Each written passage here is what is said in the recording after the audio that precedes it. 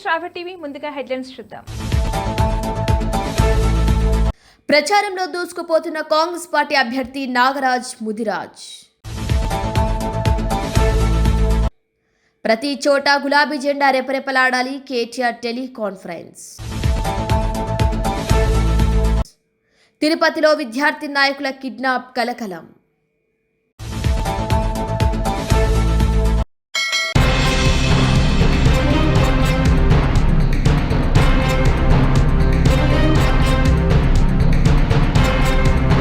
కాంగ్రెస్ ప్రభుత్వం అధికారంలోకి వచ్చిన 2 ఏళ్లలోనే ప్రజల్లో తీవ్ర వ్యతిరేకత ఎదుర్కొందన్నారు కేటీఆర్. ఎన్నికల వ్యూహంలో సమన్వయం అత్యంత కీలకమని వెల్లడించారు. నామినేషన్ ఉపసంహరించుకున్న రెబల్ అభ్యర్థులను సాదరంగా ఆహ్వానించాలని సూచించారు. రానున్న మున్సిపల్ ఎన్నికల్లో బీఆర్ఎస్ ఘన విజయం సాధించి అన్ని పట్టణాలపై గులాబీ జెండా రెపరెపలాడాలని ఆ పార్టీ వర్కింగ్ ప్రెసిడెంట్ కేటీఆర్ పిలుపునిచ్చారు. పార్టీ నియోజకవర్గ ఇన్ఛార్జీలు, మున్సిపల్ ఎన్నికల సమన్వయకర్తలు, జిల్లా అధ్యక్షులతో నిర్వహించిన టెలికాన్ఫరెన్స్ లో ఆయన నేతలకు కీలక దిశానిర్దేశం చేశారు. కాంగ్రెస్ ప్రభుత్వం అధికారంలోకి వచ్చిన 2 ఏళ్లలోనే ప్రజల్లో తీవ్ర వ్యతిరేకత ఎదుర్కొంటోందని కేటీఆర్ వ్యాఖ్యానించారు. ఎన్నికల హామీల అమలులో విఫలమైన, ప్రజలను మోసం చేసిన తీరును ప్రజలు గమనిస్తున్నారని అన్నారు. రాష్ట్ర వ్యాప్తంగా బీఆర్ఎస్ కు అనుకూల వాతావరణం ఉందని, మున్సిపల్ ఎన్నికల్లో కాంగ్రెస్ కు ప్రజలు ఖచ్చితంగా బుద్ధి చెబుతారన్నారు కేటీఆర్. ఆయన కారు నెంబరు TS07FF 0009. ఇది ఆయన ముఖ్యమంత్రి కాకముందు తిరిగిన కారు. ఈ కారు ఎవరికి రిజిస్టర్ అయింది అనుకున్నారు? ఈ కారు ఎవరికి రిజిస్టర్ అయిందయ్యా అంటే, రిజిస్టర్ అయింది KLSR ఇన్ఫ్రాటెక్ అనే కంపెనీకి. ఆయన తిరిగే సొంత కారు, ఆయన వాడే సొంత కారు. ఆ కారులో ఆయన ఫోటో కూడా ఉంటుంది చూడండి. సో అంటే దాదాపు ఇది 2.5 కోట్లు విలువ చేసే కారు, ల్యాండ్ క్రూజర్. ఆ కారు మరి KLSR అనే కంపెనీ ఈయనకెందుకు కొనిచ్చింది అంటే, IT వాళ్ళు సమాధానం చెప్పారు. ఎందుకంటే ఈయన డబ్బులు అందులోకెళ్ళి ఇళ్ళకి వస్తూ ఉన్నాయి పెద్ద ఎత్తున. ఈయనకు సంబంధించిన భూపాల్ ఇన్ఫ్రా అనే కంపెనీకి అందులోంచి KLSR అనే కంపెనీలకు వెళ్ళి వరుసగా మరి ఇట్లా డబ్బులు పంపుతూ ఉన్నారు, రియల్ ఎస్టేట్ డీల్స్ చేస్తూ ఉన్నారు. సరే, ఇది జరిగింది.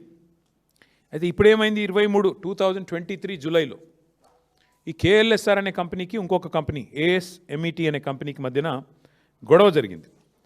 గొడవ జరిగి ఇద్దరు కలిసి national company law tribunal NCLAT వాళ్ళని అప్రోచ్ అయినారు. అప్రోచ్ అయిన తర్వాత ఇప్పుడు ఆ కేసు విచారణ ప్రస్తుతం ఈ KLSR అనే కంపెనీకి ASMET అనే కంపెనీకి మధ్యన ఇప్పుడు అక్కడ కార్పొరేట్ ఇన్సాల్వెన్సీ రెజల్యూషన్ ప్రాసెస్ అంటారు దీన్ని. దాని కింద విచారణ జరుగుతూ ఉంది.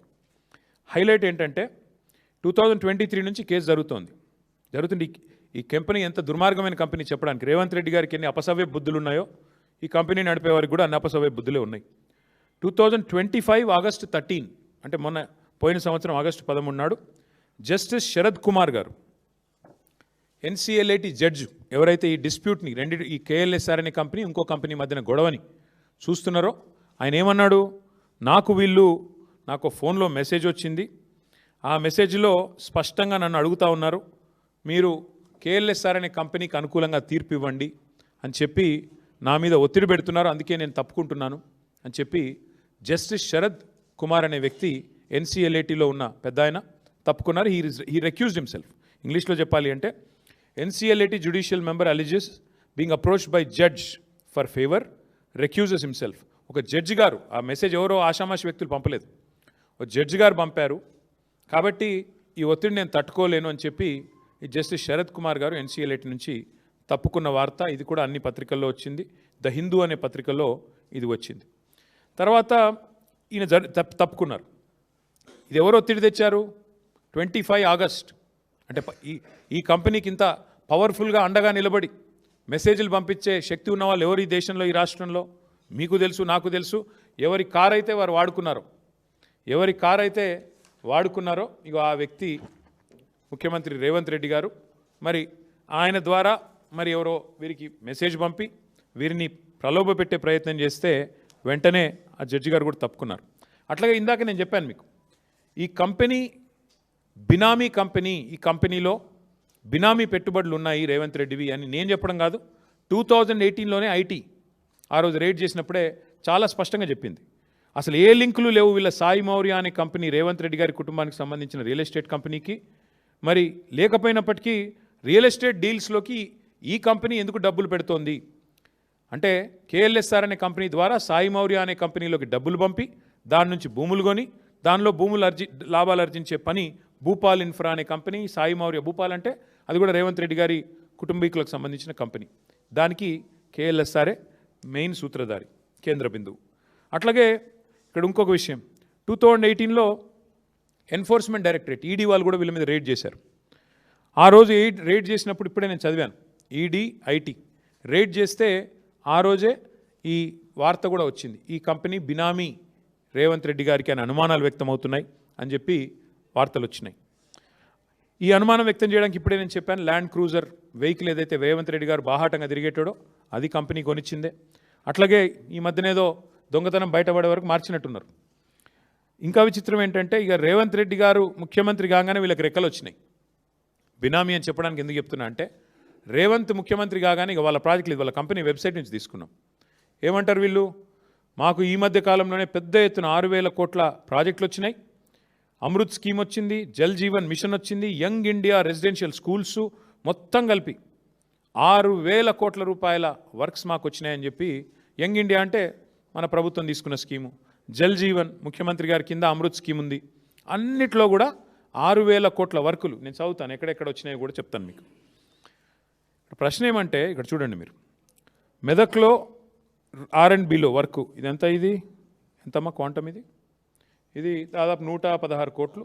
ఇక్కడ ఒకటి, తర్వాత మీరు గమనిస్తే ఇది మెదక్లోనే ఇంకొకటి, improvements to Shad Nagar Parigi road, ఇదొక 135 కోట్లు. తర్వాత construction of lift irrigation scheme, ఇది ఎక్కడ, మోతే సూర్యాపేట, ఇది 1910 కోట్లు కేఎల్ఎస్ఆర్ ఇన్ఫ్రాటెక్. తర్వాత Rajiv Gandhi lift irrigation scheme, ఇది ఎక్కడ, గణపవరం కోదాడ, ఇది కూడా మరి ఇది కూడా 320 కోట్లు. ఇంకొకటి establishment of new college of veterinary science in Kodangal, ముఖ్యమంత్రి గారి బినామీ కంపెనీ కొడంగల్లో రావాలి కదా, రాకపోతే ఎట్లా, ఇక 145 కోట్లు కొడంగల్.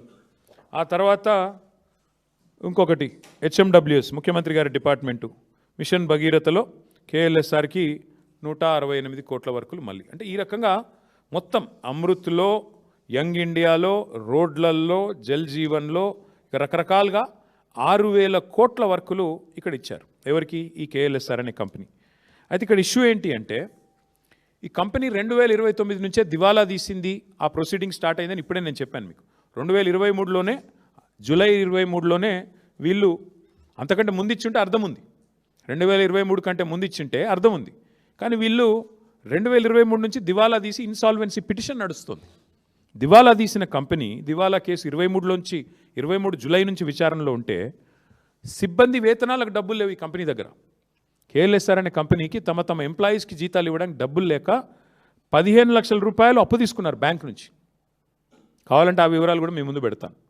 అలాంటి కంపెనీకి ఇవాళ సడన్గా, ఇది వాళ్ళదే వెబ్సైట్, 6,000 కోట్ల వర్కులు దివాలా తీసి ఎంప్లాయీస్ జీతాలు ఇవ్వడానికి లేని కంపెనీకి 6,000 కోట్ల వర్కులు వచ్చినాయి అంటే, తెలంగాణలో వరద వారుతోందంటే ఏ రకంగా మరి ఈ కంపెనీకి వస్తూ ఉన్నాయి మనం ఆలోచించాల్సిన అవసరం ఉంది. అయితే ఇక్కడ ఇంట్రెస్టింగ్ విషయం ఏంటి అంటే, ఈ NCLATలో ఎప్పుడైతే జడ్జి గారి మీద ప్రలోభ పెట్టే ప్రయత్నం చేశారు, జడ్జి గారిని ఒత్తిడి చేసే ప్రయత్నం చేశారు, అట్లాగే ఆర్థిక లావాదేవీలు నిలిపేయండి అని చెప్పిన తర్వాత కూడా ఈ కంపెనీ ఖాతాల్లో 150 కోట్ల లావాదేవీలు జరిగిన తర్వాత సుప్రీంకోర్టు, నేను చెప్పడం కాదు, జనవరి 23 మొన్న పోయిన వారం జనవరి 23 నాడు సుప్రీంకోర్టు రాష్ట్ర ప్రభుత్వానికి, కేంద్ర ప్రభుత్వానికి ఆదేశం ఇచ్చింది. మీరు ఎట్లా ఈ దివాలా తీసిన కంపెనీకి మీరు ఎందుకు ఇస్తున్నారు వర్కులు? సుప్రీంకోర్టు NCLATలో ఇంత సీరియస్ విచారణ జరుగుతుంటే, కంపెనీ దివాలా తీసిందని వాళ్ళే చెప్తుంటే, ఎంప్లాయీస్ జీతాలకే డబ్బులు లేక 15 లక్షల రూపాయలు వాళ్ళు లోన్లు తీసుకుంటుంటే, ఎందుకు ఈ కంపెనీకి మీరు ఇంత పెద్ద ఎత్తున సపోర్ట్ చేస్తున్నారు అంటూ మరి సుప్రీంకోర్టు విచారణకు ఆదేశించింది. ఇది నాది కాదు కవిత్వం, ఇది ప్రెస్ పీటీఐ రిపోర్ట్, ఇది సుప్రీంకోర్టు ఇచ్చింది. సో ఇవాళ ఎందుకు ఈ హడావుడి గత వారం రోజులు జరిగింది అంటే, దానికి ఇప్పుడైనా మీకు ఆన్సర్ దొరికిందని నేను అనుకుంటా ఉన్నా. ఎందుకు అంటే, తన బినామీ భాగోతం, తన బినామీ యొక్క కుంభకోణం, 6,000 కోట్ల వర్కులు ఏదైతే ఈ రాష్ట్ర ప్రభుత్వం కేఎల్ఎస్ఆర్ అనే కంపెనీకి, ముఖ్యమంత్రి గారి బినామీ కంపెనీకి ఇచ్చిందో, దాన్ని బయట పెట్టక తప్పని పరిస్థితి. ఇప్పుడు సుప్రీంకోర్టు చెప్పిన తర్వాత రాష్ట్రము, కేంద్రం విచారించాల్సిందే. కాబట్టి తప్పని పరిస్థితి. ఇవాళ వాస్తవం ఏంటి అంటే, సుప్రీంకోర్టు ఇంకొక మాట కూడా చెప్పింది, CBI are SFIO serious fraud investigation agency are ED, ఈ 3 ఏజెన్సీల ద్వారా వెంటనే విచారణ జరిపించండి. నేను చదువుతాను, ఒకసారి వినండి. The supreme court on January 23rd sought responses of the Center, Telangana, CBI, ED and SFIO on a plea seeking an independent probe into multi-crore corporate fraud involving alleged collusion of state authorities and a high-ranking member of the judiciary. This is a PTI report, not mine. So point ఏంటంటే ఈ ఫ్రాడును, ఈ బినామీ భాగవతాన్ని దాచడానికే గత వారం 10 రోజులు నానా తంటాలు పడి, పాపం మిమ్మల్ని ఇబ్బంది పెట్టి, మీరు రోడ్ల మీదకి వచ్చి, మా నాయకులు, మా కార్యకర్తలు ఇబ్బంది పడి, ఏం జరిగిందయ్యా ఇందులో అంటే, ఇగో అసలు విషయం, ఈ దొంగని, ఆ కుర్చీలో కూర్చున్న దొంగని ఇద్దరు పరస్పరం తమ బినామీ భాగవతం బయటికి రాకుండా ఉండడం కోసమే దావోస్ నుంచి ఆదేశాలు ఇచ్చి మరి ఈ డ్రామా నడిపారు. అందుకే ఇప్పుడు ఈ ప్రజల ముందు ఈ విషయాన్ని పారదర్శకంగా మేము ఉంచుతా ఉన్నాం. ఈ దివాలా తీసిన కంపెనీకి 6,000 కోట్లు తెలంగాణలో వర్కులు ఎందుకు ఇచ్చారు, ఏ బేసిస్లో ఇచ్చారు, సూటిగా మేము అడుగుతా ఉన్నాం. వెంటనే ప్రభుత్వం సమాధానం చెప్పాలని చెప్పి కూడా మేము డిమాండ్ చేస్తూ ఉన్నాం. అట్లాగే కోర్టు, సుప్రీంకోర్టు ఏదో ఆషామాషి కోర్టు కాదు, సిబిఐ దర్యాప్తుకు ఆదేశించిన, ఎన్సిఎల్ఐటి లావాదేవీలు నిలిపేయాలని ఆదేశించిన 1,000 కోట్ల కొత్త కాంట్రాక్టులు ఎందుకు ఇచ్చారు, ఎలా ఇచ్చారు, దీనికి సమాధానం ఎవరు చెప్తారు ఈ గవర్నమెంట్లో చెప్పాలని చెప్పి కూడా మేము డిమాండ్ చేస్తూ ఉన్నాం. అసలు వాస్తవం ఏంటంటే ముఖ్యమంత్రి గారు చెప్పాలా, ఎందుకంటే ఆయన డిపార్ట్మెంట్లు ఇవన్నీ, ఆయన కాన్స్టిట్యున్సీలో, ఆయన డిపార్ట్మెంట్లో ఇన్ని 1,000 కోట్ల టెండర్లు. ఈ సంస్థ మీద రేవంత్ రెడ్డి గారు ఆయన నిజంగానే ఆయన బినామీ కాకపోతే దివాలా తీసిన కంపెనీ మీద ఎంత ఆసక్తి ఎందుకు ఆయనకి? కమిషన్ల కోసమా, పార్ట్నర్షిప్పా, ఏంటిది అక్రమ సంపాదన మరి అందులోకి తోయడానికా? ఎక్కడెక్కడో కాదు కదా, ఆయన సొంత కాన్స్టిట్యున్సీలో కాలేజీల నిర్మాణం, స్కూళ్ళ నిర్మాణం, కోదాడలో లిఫ్ట్ ఇరిగేషను, తర్వాత తాగునీటి ప్రాజెక్టులు, రోడ్లు, ఒకటి కాదు 6,000 కోట్లు. అదేవిధంగా కంపెనీ ఓపెన్గా వెబ్సైట్లోనే చెప్తోంది కదా, మాకు ఇగో ఇన్ని వర్క్లు వచ్చినాయని. ఇది కూడా చూడండి, ఇగో మీరు షాద్ నగర్ టు పరిగి రోడ్, ఇది కొడంగల్ కాన్స్టిట్యున్సీది, దీనికి 185 కోట్లు, దీనికి కూడా వారికే డబ్బులు ఇచ్చారు. ఇంకా చాలా ఉన్నాయి, అట్లా చెప్తే ఇంకేమున్నాయి. ఇగో ఇది కూడా ఇంకోటి రోడ్డు, దాదాపు 116 కోట్లు, ఇంకొక రోడ్డు, ఇట్లా చాలా ఉన్నాయి, కావాలంటే మీకు అంతా ఇస్తాం మీకు. అంటే ఇక్కడ అన్నిటికన్నా ముఖ్యమైన ప్రశ్న, మరి దివాలా తీసిన ఈ కంపెనీ బ్యాంక్ గ్యారంటీలు ఎడికెళ్ళి ఇచ్చింది? ప్రభుత్వం బయట పెట్టాలి, ఇప్పుడు చెప్పాలా ఏ రకంగా ఈ కంపెనీ బ్యాంక్ గ్యారంటీలు పెట్టింది, ఎక్కడి నుంచి తెచ్చి పెట్టింది? రూపాయి లేని కంపెనీ, జీతాలకు బ్యాంక్ లోన్ తీసుకునే కంపెనీ ఉద్యోగుల కోసం, మరొకవైపు దివాలా ప్రక్రియ జరుగుతున్న సమయంలో ఆర్థిక లావాదేవీల మీద నిషేధం ఉన్నప్పుడు 100 కోట్ల బ్యాంక్ గ్యారంటీలు ఈ కంపెనీ ఎట్లా సమర్పించింది? దీనికి ఎవరు అండగా నిలబడ్డారు గవర్నమెంట్లో? ఎవరి ఆదేశాల మేరకు ఇన్ని 1,000 కోట్ల వర్కులు ఈ కంపెనీకి వచ్చాయి? ఇది ఖచ్చితంగా రాష్ట్ర ప్రభుత్వ పెద్దలు సమాధానం చెప్పి తీరాలి. ఇంకొక మాట కూడా నేను ఈ సందర్భంగా చెప్పాలి. ఇన్ని కాంట్రాక్ట్లు, బ్యాంక్ గ్యారంటీలు, ఖాతాల్లో 100 కోట్లు, మరి ఎక్కడి నుంచి ఇలాంటి కంపెనీకి వస్తాయి, ఎలా వచ్చాయి? ఇది కూడా దీని మీద కూడా ఆరా తీయాల్సిందే. సుప్రీంకోర్టు చెప్పినట్టు ఖచ్చితంగా సీరియస్ ఫ్రాడ్ ఇన్వెస్టిగేషన్ ఏజెన్సీ కానీ, సిబిఐ కానీ, ఈడీ కానీ ఈ విషయం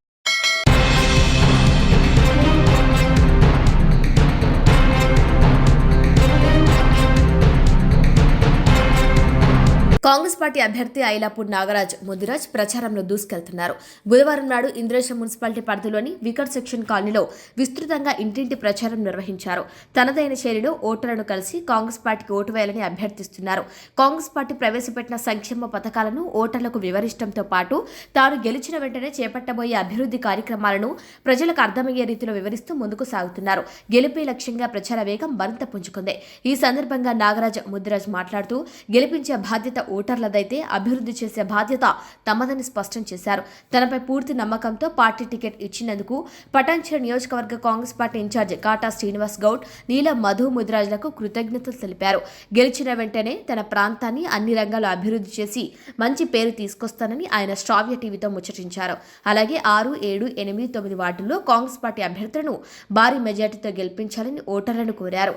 ఈ కార్యక్రమంలో కాంగ్రెస్ పార్టీ నాయకులు, కార్యకర్తలు, మహిళా కార్యకర్తలు తదితరులు పెద్ద సంఖ్యలో పాల్గొన్నారు. నేను ఐలాపురం నాగరాజు రామేశ్వరం ఇంద్రేశం మున్సిపాలిటీ రామేశ్వరం మండ 6 వార్డు అభ్యర్థినన్న 6, 7, 8, 9 చూసుకుంటే మా రామేశ్వరం మండలికి వర్తిస్తాయన్న. ఈ 4 కూడా గెలవబోతున్నాం. ఎందుకు గెలవబోతున్నాం అంటే ఈరోజు ఏదైనా చేసిన పథకాలు కానీ ఈరోజు మనకు లబ్ధి చెందిన గ్రామం ఏదైనా ఉందంటే అది రామేశ్వరం మండనే. ఎందుకంటే సుమారు ఈరోజు 2000 మంది నివసిస్తున్నారంటే ఈరోజు ఎవరి పట్ల అవగాహన ఉంది మీరు చూడవచ్చు అన్న. ఈరోజు కాంగ్రెస్ చూసుకున్నట్టయితే మనకు ఇంత స్ట్రేట్ ఫార్వర్డ్గా 2000 మందికి ఇల్లు ఇచ్చిందంటే మీరు ఆలోచన చేయాలన్న. ఈరోజు ఎవరి పట్ల ప్రజలు ఉన్నారు, ఏ పార్టీకి గుర్తింపు ఉంది అనేది మీరు చూసుకోవచ్చు అన్న. మేము అనేది భారీ మెజార్టీతో 4 వార్డులు గెలుస్తున్నాం. రేవంత్ అన్న గిఫ్ట్ ఇస్తాం. ఇంద్రేశం మున్సిపాలిటీ చైర్మన్ గుట్ట కాంగ్రెస్ జెండా ఎగరేస్తామన్న. చైర్మన్ గుట్ట అన్న సీనన్న ఎవరికి చెప్తే వాళ్ళకి మేము కట్టుబడి ఉంటామన్న. జై కాంగ్రెస్, జై సీనన్న.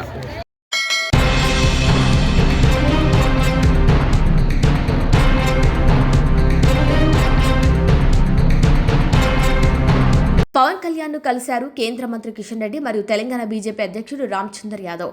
తెలంగాణ మున్సిపల్ ఎన్నికల్లో పవన్ కళ్యాణ్ తమకు మద్దతు ప్రకటించారని, ఎన్నికల్లో తమ పార్టీ తరపున ప్రచారం చేయడానికి అంగీకరించారని టీబీజేపీ ప్రకటించింది.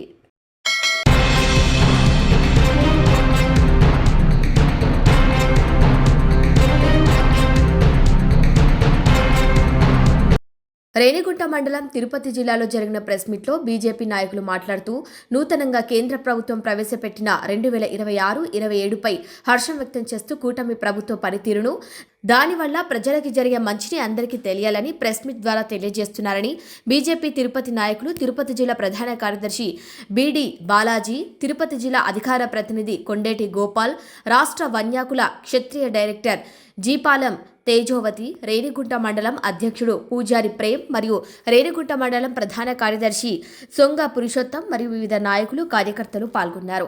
2026-27 కేంద్ర బడ్జెట్లో వ్యవసాయం, మహిళలు, యువతకు పెద్దపీట, గతంతో పోలిస్తే కేటాయింపులు పెరిగాయన్నారు. కేంద్ర ప్రభుత్వం ప్రవేశపెట్టిన 2026-27 కేంద్ర బడ్జెట్లో వ్యవసాయం, మహిళలు, యువజనాలు, గ్రామీణాభివృద్ధి రంగాలకు గణనీయమైన ప్రాధాన్యత కల్పించింది. మొత్తం బడ్జెట్ వ్యయం 253.47 లక్షల కోట్లుగా నిర్ణయించగా మూలధన వ్యయం 12.2 లక్షల కోట్లుగా కేటాయించింది. ఇది దేశ జీడీపీలో 4.3%కి సమానం. వ్యవసాయ రంగానికి పెరిగిన కేటాయింపులు బడ్జెట్లో వ్యవసాయ రంగానికి కీలక స్థానాన్ని కల్పించారు. వ్యవసాయ శాఖకు 1.40 లక్షల కోట్లు కేటాయించగా వ్యవసాయంతో పాటు అనుబంధ రంగాలు కలిపి మొత్తం 1.63 లక్షల కోట్ల బడ్జెట్లో పొందుపరిచారు. ఇది గత సంవత్సరం అంటే 2025-26తో పోలిస్తే సుమారు 2-7% వరకు పెరుగుదలగా ఉంది. సాంప్రదాయ సాగుతో పాటు పశు సంవర్ధక, మత్స్య నిర్వహణ వంటి అనుబంధ రంగాలపై ఎక్కువ దృష్టి పెట్టారు. రైతుల ఆదాయం పెంపు, ఉన్నత విలువల పంటల ప్రోత్సాహం, ఏఐ వంటి ఆధునిక సాంకేతికత వినియోగం ప్రధాన లక్ష్యాలుగా పేర్కొన్నారు. మహిళల సాధికారతకు అధిక ప్రాధాన్యమిచ్చారు. మహిళల అభివృద్ధి కోసం జెండర్ బడ్జెట్ 5.08 లక్షల కోట్లుగా కేటాయించగా ఇది గతంతో పోలిస్తే 11% పెరిగింది. దీనదయాళ్ అంత్యోదయ యోజన కింద 17,280 కోట్లు కేటాయించి మహిళల స్వయం ఉపాధి ఆర్థిక భద్రతకు ప్రభుత్వం మద్దతు ప్రకటించింది. అలాగే షీ మార్ట్స్ ద్వారా మహిళలకు మార్కెట్ అవకాశాలు, ఆదాయ వృద్ధి కల్పించనున్నారు. ఆదేశాల మేరకు అదేవిధంగా జిల్లా సూచనల మేరకు తిరుపతి జిల్లాలోని రేణిగుంట మండలంలో ప్రెస్ మీట్ పెట్టడం ఈరోజు మనందరి అదృష్టం. అదేవిధంగా 2026-27 బడ్జెట్ ప్రవేశపెట్టినటువంటి కేంద్ర ప్రభుత్వంలో నిర్మలా సీతారామన్ గారికి ప్రత్యేక ధన్యవాదాలు. మన రేణిగుంట రేణిగుంటలో ప్రెస్ మీట్ పెట్టినాము. దాని గురించి క్లుప్తంగా ఎక్స్ప్లెయిన్ చేయడానికి మన భారతీయ జనతా పార్టీ కుటుంబ సభ్యులు అందరూ కూడా రావడం జరిగింది. ఇప్పుడు ప్రస్తుత ఆర్థిక సంవత్సరానికి కేంద్రంలో 2026-27 బడ్జెట్ను ఆర్థిక మంత్రి అయినటువంటి నిర్మలా సీతారామన్ గారు ప్రవేశపెట్టారు. ఈ బడ్జెట్లో ప్రత్యేకమైనటువంటి ఆంధ్రప్రదేశ్కి 64,300 కోట్లు ప్రత్యేకంగా మనకి అన్ని దక్షిణ భారతదేశంలోకి అన్ని రాష్ట్రాల కన్నా కూడా మన ఆంధ్రప్రదేశ్లో ఎక్కువగా ఇవ్వడం జరిగింది. అదేవిధంగా ఈ బడ్జెట్ గురించి ఇంకా కూడా మా జిల్లాలో అధికార ప్రతినిధి అయినటువంటి కొండేటి గోపాల్ గారు క్లుప్తంగా ఎక్స్ప్లెయిన్ చేస్తారు. మోదీ గారు భారతదేశాన్ని 2047 నాటికల్లా అభివృద్ధి చెందిన దేశంగా విశ్వగురువుగా తీర్చిదిద్దే యజ్ఞంలో భాగంగా ఇటీవల మన ఆర్థిక మంత్రి నిర్మలమ్మ గారు రికార్డు స్థాయిలో 9వసారి బడ్జెట్ను ప్రవేశపెట్టడం జరిగింది. ఈ బడ్జెట్ దేశ అభివృద్ధికి బలమైన దిశ చూపిస్తోంది. ముఖ్యంగా మహిళలు, యువత, రైతులు, మౌలిక వసతుల రూపకల్పన మరియు దేశ రక్షణ వీటన్నిటికీ సమగ్ర వృద్ధి చెందేలా ఈ బడ్జెట్ను రూపుదిద్దారు. అలాగే గ్రామీణ ఆర్థిక స్వాతంత్ర్యం మరియు ఉపాధి హామీ పథకాల విస్తరణకు కూడా ఈ బడ్జెట్ చాలా ప్రోత్సాహకం ఇస్తుంది. ఏదేమైనా కూడా అన్ని వైపుల నుండి చూసినట్లయితే సామాన్య మానవుడి జీవన ప్రమాణాలను పెంచే విధంగా బాధ్యతాయుతంగా రూపుదిద్దిన బడ్జెట్ ఇది. వివరాల్లోకి వెళ్ళామంటే ఈసారి మొత్తం బడ్జెట్ వ్యయం 53,50,000 కోట్లు. గతంతో పోలిస్తే అధికంగా 3,50,000 కోట్లు కేటాయించడం జరిగింది. ఇందులో క్యాపిటల్ ఎక్స్పెండిచర్ కింద 12,20,000 కోట్లను కేటాయించారు. గతంతో పోలిస్తే 11,20,000 కోట్లు. ప్రతి రంగానికి ఈసారి బడ్జెట్ కేటాయింపును పెంచారు. అలాగే అన్ని రంగాలు అభివృద్ధి చెందేలాగా సంస్కరణలు తీసుకొచ్చారు. యువతకి నైపుణ్యం పెంచేలాగా దేశంలో 15,000 పాఠశాలలు మరియు 500 స్కూల్స్ నందు ల్యాబ్స్, యానిమేషన్, వీడియో గేమ్స్ వీటికి సంబంధించిన కంటెంట్ క్రియేటర్ ల్యాబ్స్ని కేటాయించడం జరిగింది. అంటే దీని ద్వారా యువతకి ముఖ్యంగా నైపుణ్యత పెరుగుతుంది. ఎప్పుడైతే నైపుణ్యత పెరుగుతుందో దేశం తనంతట తానే అభివృద్ధి చెందే దిశగా మనం ఆసరాగా అడుగులు వేస్తున్నాము. అలాగే మహిళల విషయాన్ని గమనించినట్లయితే దేశంలో ప్రతి జిల్లాలో ఒక గవర్నమెంట్ హాస్టల్ మహిళల కోసం కేటాయించారు. ఏ స్త్రీ కూడా భద్రతా లోపంగా చదువు, అభివృద్ధి ఆగిపోకూడదు అని తీసుకున్నటువంటి ముఖ్యమైన చర్య ఇది. దీన్ని మేమందరం చాలా హర్షిస్తున్నాము. పైగా మహిళలకి షీ మార్ట్స్ తీసుకొస్తున్నారు. అంటే వాళ్ళ స్వయం ఉపాధి ద్వారా వాళ్ళే ఎంటర్ప్రెన్యూర్షిప్ పెంచుకోవడం, వాళ్ళ రాబడి ఆదాయాన్ని పెంచుకునే దిశగా షీ మార్ట్స్ని ఏర్పాటు చేయడం జరిగింది. అలాగే జెండర్ బడ్జెట్ని విశ్లేషించినట్లయితే గతంలో 4,49,000 కోట్లు కేటాయించారు. ఈసారి దాదాపు 5,08,000 కోట్లు కేటాయించారు. ఇంకా ముఖ్యంగా మనము వ్యవసాయ రంగాన్ని గమనించినట్లయితే గతం కంటే కూడా ఈసారి 7% అధికంగా నిధులు కేటాయించారు. వ్యవసాయ రంగానికి 1,43,000 కోట్లు కేటాయించడం జరిగింది. ఈ నిధుల ద్వారా రైతు యొక్క ఆర్థిక ఆదాయాన్ని పెంచే దిశగా, అంటే ఉన్నత విలువ పంటల్ని పెంపొందించడం, ఆర్టిఫిషియల్ ఇంటెలిజెన్స్ ద్వారా రైతుకి సేవలు అందించడం, అంటే మట్టి నాణ్యత, ఎలాంటి పంటలు వేస్తే అధిక దిగుబడి చెందుతుంది, అధిక ఆదాయం వస్తుంది, ఈ సాంకేతికతను జోడించి రైతుల ఆదాయాన్ని పెంపొందించే దిశగా ఈసారి నిధులు కేటాయించడం జరిగింది.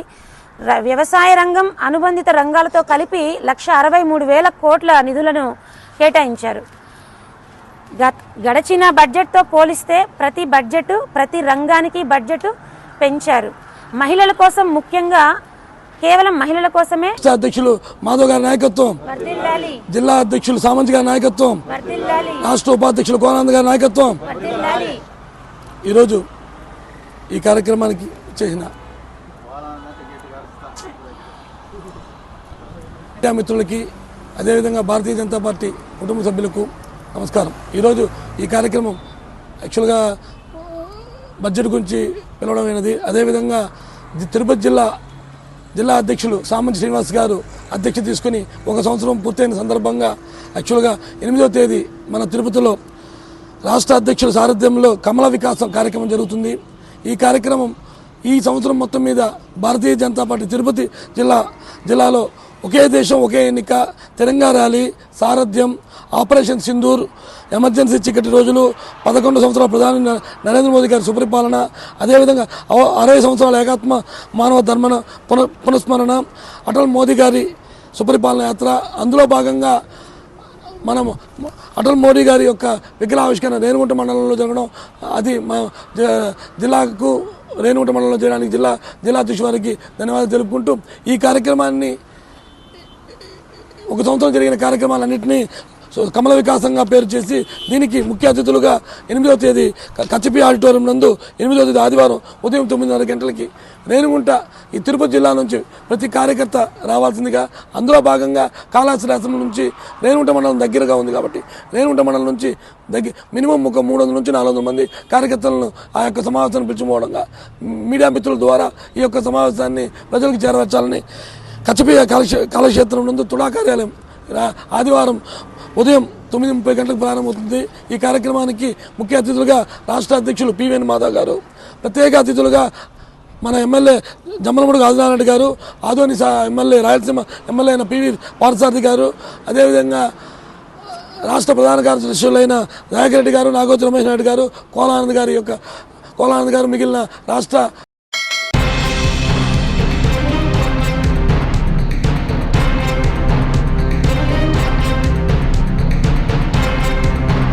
పట్టేంచెరు నియోజకవర్గం గడ్డపోతారం మున్సిపాలిటీ పరిధిలోని మాదారం గ్రామంలో మాజీ మంత్రి, శాసనసభ deputy floor leader Harish Rao పర్యటించారు. ఈ సందర్భంగా ఆయన గ్రామంలోని మహిళలతో ముచ్చటించి వారి కష్ట సుఖాలను అడిగి తెలుసుకున్నారు. మాదారం గ్రామ మహిళలు ప్రస్తుత రేవంత్ రెడ్డి ప్రభుత్వంపై తీవ్ర ఆగ్రహం వ్యక్తం చేశారు. కేసీఆర్ హయాంలో అమలైన సంక్షేమ పథకాలు ఇప్పుడు అందటం లేదని, ముఖ్యంగా ఎన్నికల ముందు హామీలు ఇచ్చి అధికారంలోకి వచ్చాక ముఖం చాటేస్తున్నారని మహిళలు ఆవేదన వ్యక్తం చేశారు.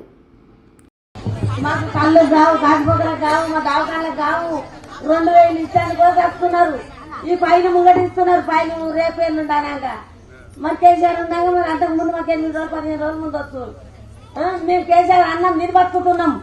ఇప్పటికైనా మాకు భూములు లేవు, మేము భూములు లేక బతుకుతున్నాం. ఇక మేము బట్టతో కట్టుకొని బతికినాము. ఇవాళ తిని నీరు తప్పితే కాదు, కేసీఆర్తో మేము బతికినాము. ఇవాళ కేసీఆర్ మాకు ఉంటేనే మాకు మంచిది.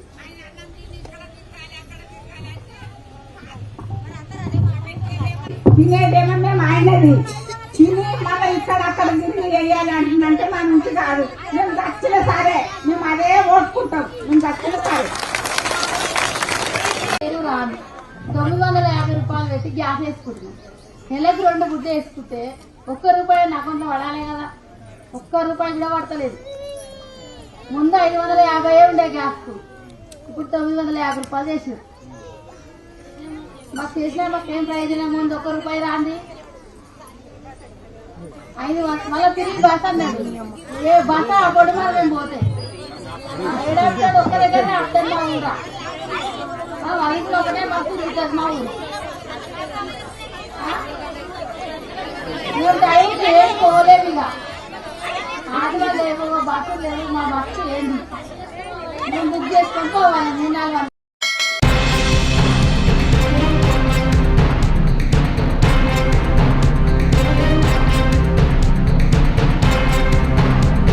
తిరుపతిలోని మోహన్ బాబు యూనివర్సిటీలో జరుగుతున్న ఫీజుల దోపిడీకి వ్యతిరేకంగా కలెక్టరేట్ ఎదుట నిరసన తెలిపేందుకు బయలుదేరారు ఎస్ఎఫ్ఐ ప్రధాన కార్యదర్శి అక్బర్. ఎస్వి యూనివర్సిటీ విద్యార్థి నాయకుడు వినోద్లను తిరుచునారు వద్ద వాహనాలు కిడ్నాప్ చేసి 30 మంది దుండగులు తీసుకెళ్లారు.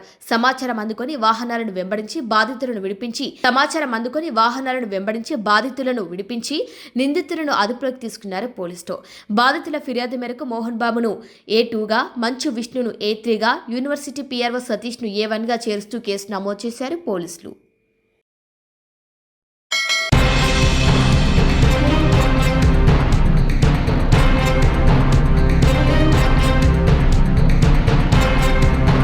మెదక్ రామాయంపేట మున్సిపాలిటీలో మెదక్ జిల్లా ఇన్ఛార్జ్ మంత్రి వివేక్ వెంకటస్వామి పర్యటించారు.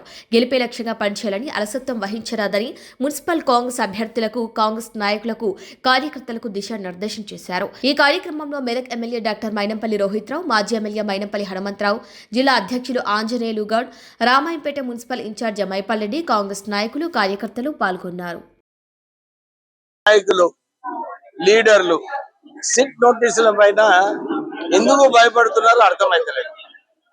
తప్పు చేసింది కేసీఆర్, అందరికీ తెలుసు. చట్టం ప్రకారంగా పార్లమెంట్ లో ఏదైతే ఫోన్ ట్యాపింగ్ పైన పార్లమెంట్ లో రూల్ పాస్ అయిందో దాంట్లో కేవలం చీఫ్ సెక్రటరీ గారే ఫోన్ ట్యాపింగ్ లో ఎక్కడైతే పబ్లిక్ కి సంబంధించిన విషయాలు ఉన్నాయో అదే దాని మీద ఫోన్ ట్యాపింగ్ చేయొచ్చు. కానీ వీళ్ళు సొంత లాభాల కోసము ప్రజలకు ఇబ్బంది పెట్టాలని చెప్పి కేసీఆర్ కేటీఆర్ ఇష్టం వచ్చినట్టు ఫిలిం యాక్టర్ల మీద, దోస్తుల మీద, సొంత కుటుంబ సభ్యుల మీద వారు ఫోన్ ట్యాపింగ్ చేస్తున్నారు. సిట్ నోటీస్ లో భయం ఎందుకో నాకు అర్థమైతలేదు. చేసింది తప్పు వాళ్ళు నిజంగానే పోయి అక్కడ మేము ఈ తప్పులు చేస్తున్నామని చెప్పి ఒప్పుకుంటే బాగుంటది. కానీ ఈ ధర్నాలు ఇవన్నీ కూడా కేవలము ఈ సమస్యను పక్కదారిలో పెట్టాలని చెప్పి ప్రయత్నాలే గాని నిజంగా ఏం చేయకుంటే పోయి అక్కడ ఎవిడెన్స్ తో సహా పోయి చెప్పాలి. కానీ మన సిట్ లో అంతా ఎవిడెన్స్ ఉంది. ఎందుకంటే మేము తీసినాము మునుగోడు ఎలక్షన్ లో, హుజురాబాద్ ఎలక్షన్ లో మా ఫోన్లన్నీ కూడా ట్యాపింగ్ చేసి మా పార్టీ తరఫు నుంచి మనం ఏదైతే గెలవాలని క్యాండిడేట్ కి చేసినామో వారు ఆ ఫోన్ ట్యాపింగ్ ద్వారా మా వ్యతిరేకంగా అరెస్టులు, పైసలు పట్టుకోవడము ఇవన్నీ కూడా కార్యాచరణలో కేసీఆర్ చేయించిండు. ఈ నోటీసు కరెక్ట్ నోటీసు, వారు దాని నోటీస్ ప్రకారంగా సిట్ కి వెళ్లి మొత్తం ఎవిడెన్స్ ఇవ్వాలని చెప్పి డిమాండ్.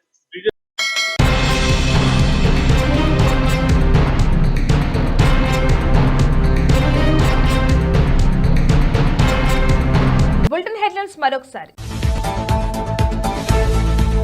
ప్రచారంలో దూసుకుపోతున్న కాంగ్రెస్ పార్టీ అభ్యర్థి నాగరాజ్ ముదిరాజ్. ప్రతి చోట గులాబీ జెండా రెపరెపలాడాలి, కేటీఆర్ టెలికాన్ఫరెన్స్. తిరుపతిలో విద్యార్థి నాయకుల కిడ్నాప్ కలకలం. ఇవి వాళ్ళ బులెటిన్ అప్డేట్స్. కీప్ వాచింగ్ స్ట్రాబె టీవీ.